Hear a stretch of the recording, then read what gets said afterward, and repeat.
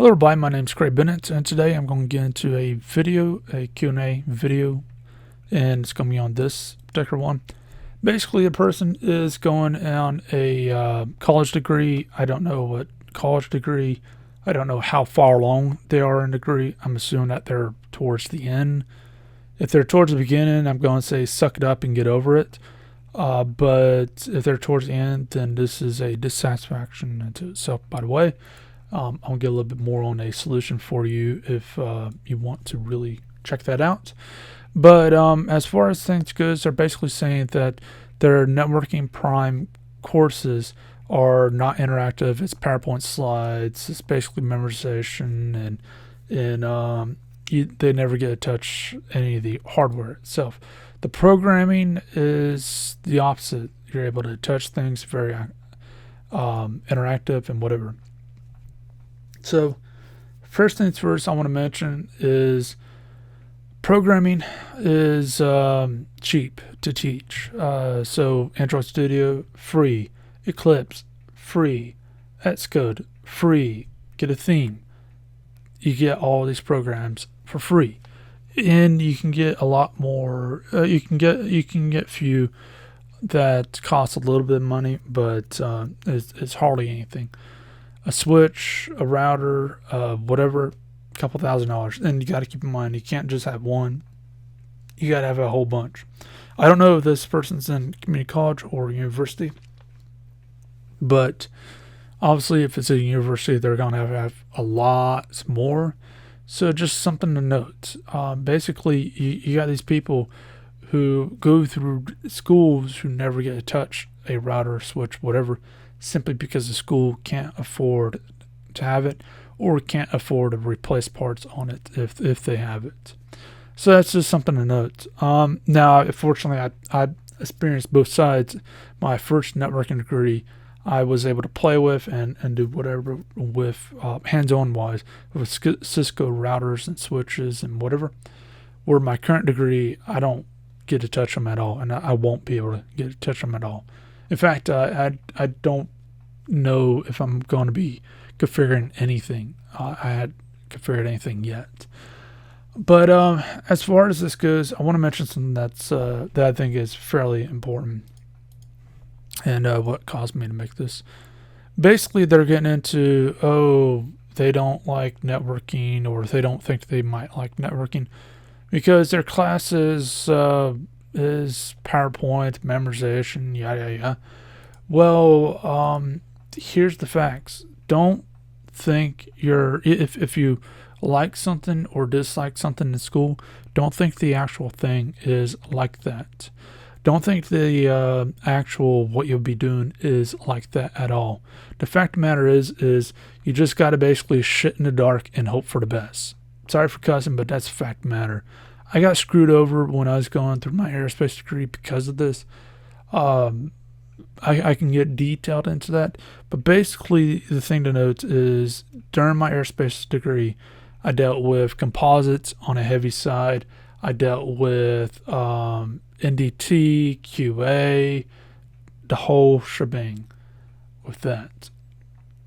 And some people know about the NASA stuff, but after the NASA stuff happened and all that went away and looked like it wasn't going to come back, well, what ended up happening is I got a job in aerospace, specifically in composites.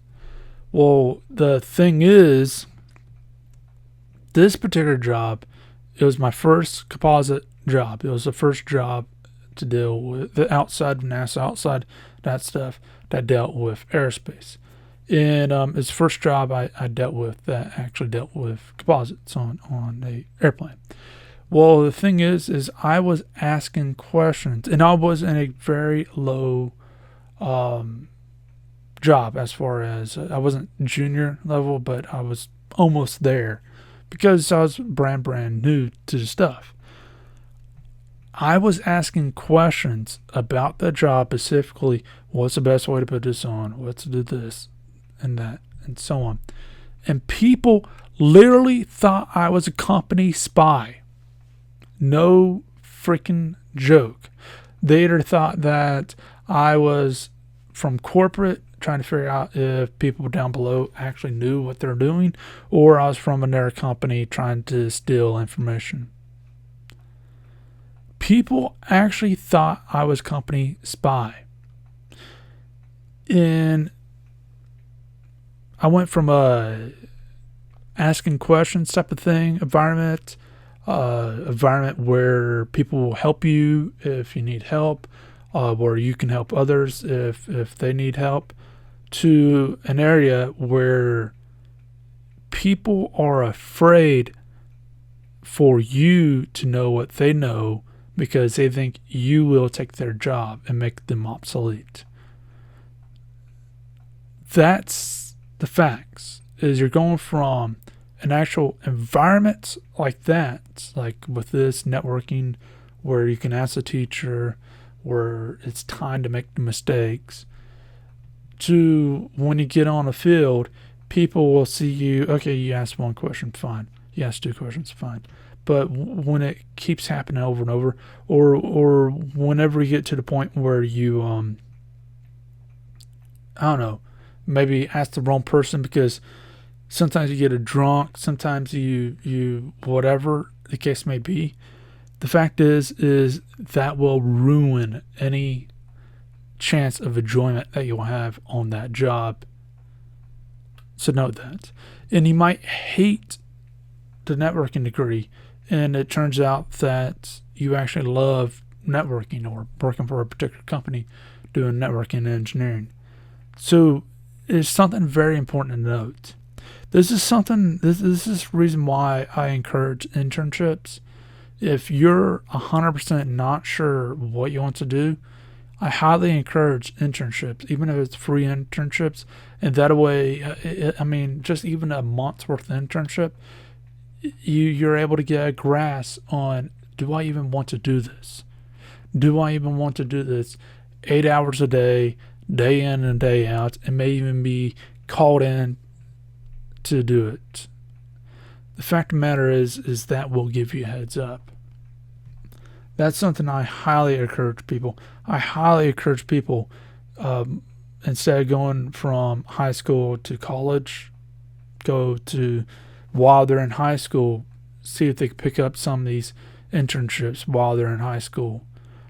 Given that they can, most cases they can't. Obviously, even if they were to go to the internship between college or afterwards, sometimes you can't do that because of the job market in the areas.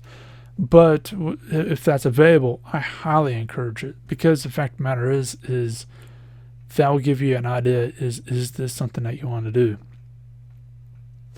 So that's one thing to note.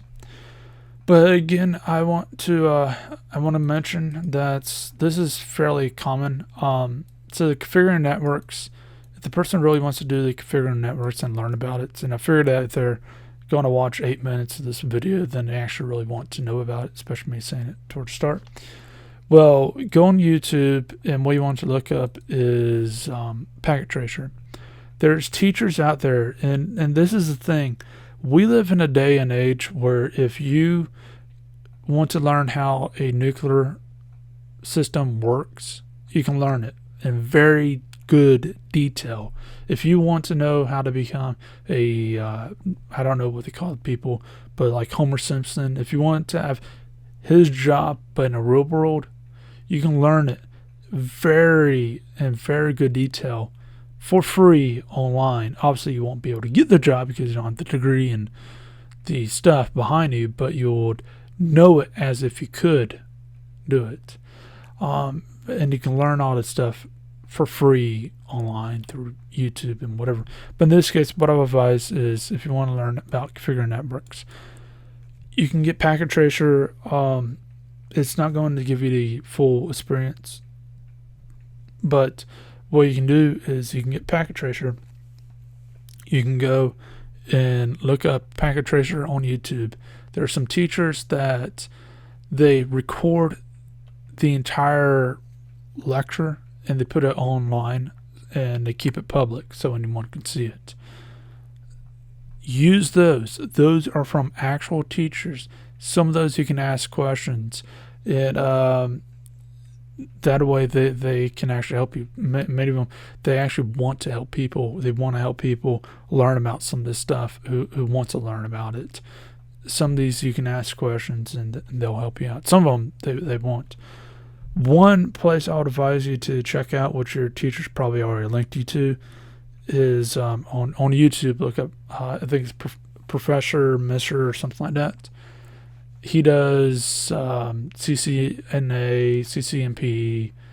I think he does CCIE, but he does the certifications and he gets in detail. He does the more PowerPoint stuff, but you can ask him, and he once in a while does a open discussion type of thing, so you can ask him questions and learn from him. And but if you really want to play around with this stuff, and if you're serious about it, then check out those, specifically the package tracer, and that way you can get that.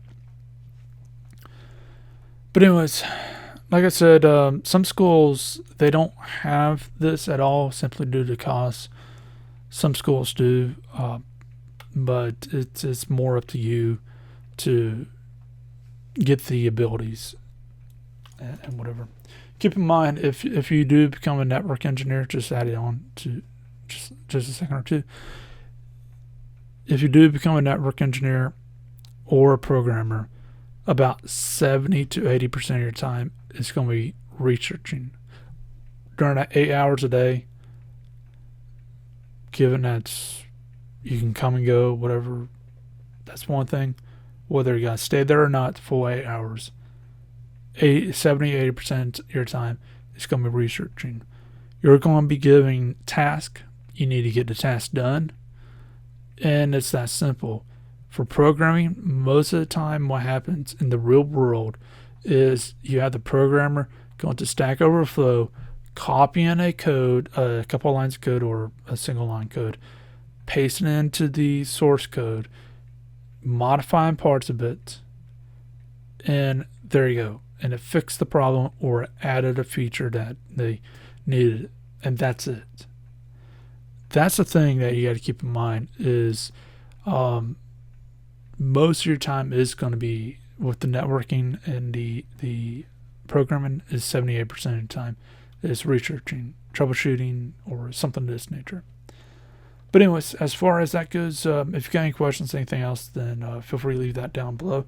Hope that has helped out some people, especially want to really push that thing on the aerospace stuff that I experienced, where if you found out you liked something, you can find the real world, you will hate it to all out.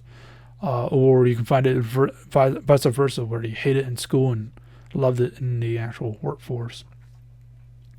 But anyways, hope you have a great day.